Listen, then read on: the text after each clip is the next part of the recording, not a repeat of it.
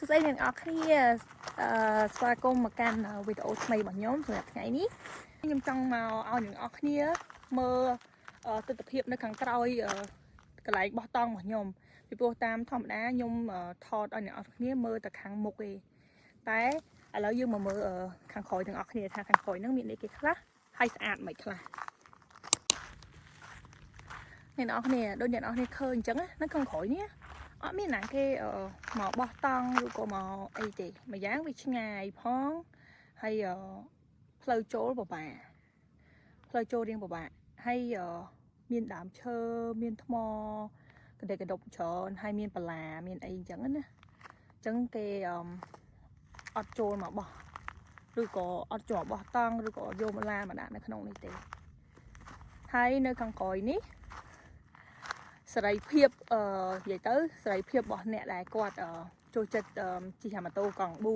4ជិះឡានកង់4អាចជិះម៉ូតូអី off road ដល់លើដីអីចឹងណាខៃកង់លេងអីចឹងណានៅខាងក្រោយនេះគឺសេចក្តីសុខរបស់គាត់ហើយខាងក្រោយនេះគឺគេឲ្យយើងជិះបានជិះលេងបានជិះពេលណាក៏បានដែរតែគាត់ថាយើងកុំឲ្យជិះពេលយប់ចឹងណាព្រោះអីអ្នកខាងមុខគេត្រូវគេងធ្វើអីចឹងណាហើយបើនិយាយទៅបើសម្រាប់ដូចខ្ញុំអីចឹងយើងអាចនាំសត្វចិញ្ចឹមសត្វឆ្កែសត្វឆ្មាអីចឹងទៅមកដើរនៅខាងក្រោយនឹងបានដើរឬក៏ចបគីងអីតិចតួចអីចឹងណាដូចថាយើងរត់តិចចឹងតិចតួចបានព្រោះនៅក្រុមនេះវាមិនដីស្មើយើងមិនអាចរត់បានទេខ្ញុំនិយាយថាយើងអាចដើរលំហែមើលទេសភាពហើយនាំកូនឆ្កែយើងកូនឆ្មាឬអីចឹងទៅមកដើរអញ្ចឹងទៅដូចខ្ញុំកំពុងដើរអញ្ចឹងនិយាយទៅខ្ញុំជួយចិត្តមកក្រោយហ្នឹងដោយសារតវាស្រឡះមុខស្រឡះមាត់ហើយខាងក្រោយវាអត់មានឡានមានអីហើយយើងក៏អត់រំខានគេអ្នកខាងមុខចឹងណាបើមិនជាសត្វចិញ្ចឹមយើងស្រែកសត្វបើមិនជាសត្វចិញ្ចឹមយើងនឹងព្រុសក៏អីញ៉ៃអីចឹងណាអញ្ចឹងយើងអត់រំខានគេហើយយើងដើរមកក្រោយនេះវានេះអ្នកគ្នាយើងបានឃើញភ្នំបានអីចឹងទៅវាស្រឡះភ្នែកនិយាយទៅវាស្រឡះភ្នែកហ្មងអូយអ្នកទាំងអស់គ្នាឥឡូវដើរមកដល់ឃើញមានផ្កាព្រោះនៅនេះនោះដើរមួយខ្ញុំមួយថ្ងៃឯងអត់ឃើញទេដល់អត់មានផ្កាមានតែដើមស្អីហ្នឹងអត់ស្អាតទេឥឡូវខ្ញុំមកអ្នកនរគ្នាមើលផ្កា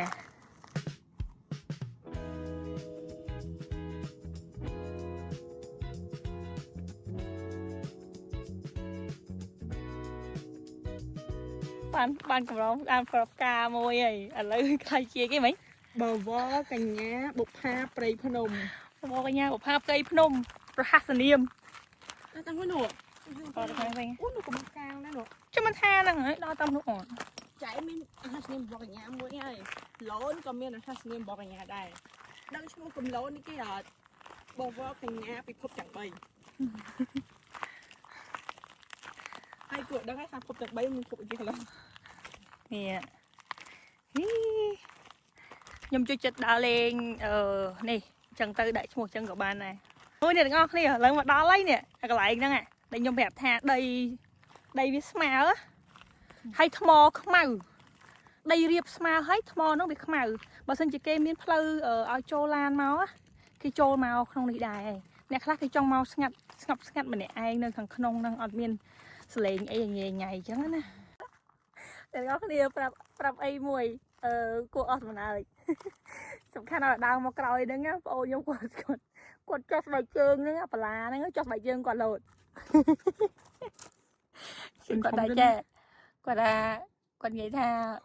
បើដើរមកក្រោយហ្នឹងទៅច្រើនដងជាងនឹងទៀតបលាហ្នឹងគាត់កើបអស់ហើយទៅផ្ទះវិញនិយាយទៅឲ្យដល់ពេលដើរមកក្រោយហ្នឹងទៅផ្ទះវិញគាត់រវល់ដល់បើមិនអីគេ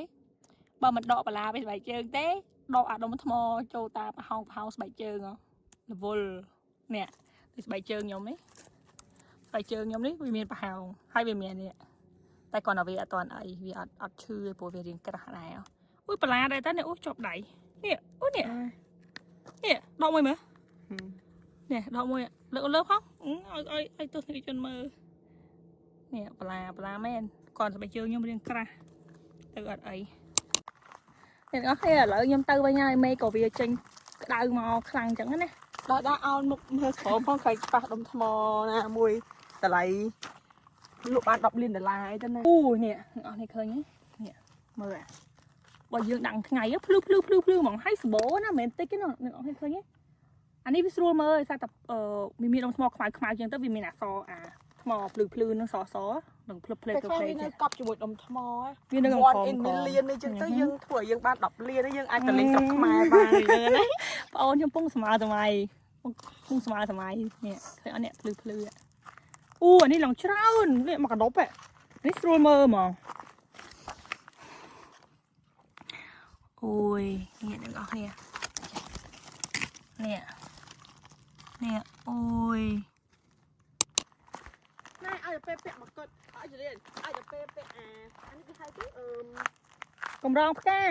កម្រងផ្កាហ្នឹងណាសម័យឃើញរឿងហ្វីលីពីនដែលយើងជិតមើលប៉ោះហងមីហ៎ តែខ្ញុំនៅសម័យអីអត់ទៅពាក់អាក្រងផ្កាហ្នឹងណាខ្ញុំសម័យឃើញហើយគេគិរីរំ អ្នកអរគ្នា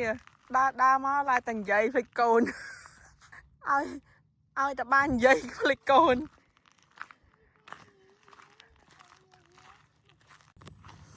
ខ្ញុំមិនភ្លេចទេមួយនេះគឺអាចភ្លេចបានទេជាកម្លាំងចិត្តរបស់ខ្ញុំជាផ្នែកមួយនៃជីវិតរបស់ខ្ញុំអញ្ចឹងខ្ញុំមិនដែលចេះភ្លេចវាទេហើយបើថា